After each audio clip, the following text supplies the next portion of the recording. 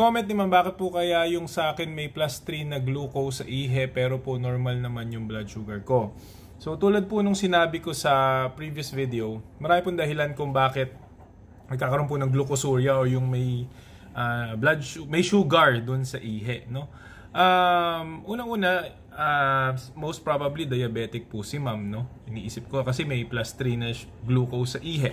Kung wala kang ininom na gamot, diabetic ka at sumusobra yung blood sugar mo na nalalampasan yung threshold ng kidneys para mag-reabsorb ng sugar or glucose, lalabas po talaga sa ihi yan. Ang isang pwedeng dahilan kung bakit normal po yung blood sugar nyo is baka may iniinom kang gamot na nakakapagpaihi ng sugar para mag-normalize or para bumaba. So yun yung mga SGLT2 inhibitors, no? Dapagliflozin, empagliflozin, canagliflozin, loseogliflozin.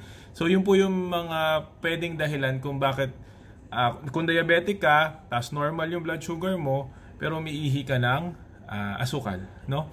May nag-comment din dyan, patest mo yung HbA1c mo. Yes, tama, dapat po ipatest yung HbA1c. Kasama yung FBS, mag-monitor ka rin ng sugar sa bahay. And, yun, mag-follow up ka sa doktor mo. Alam mo na?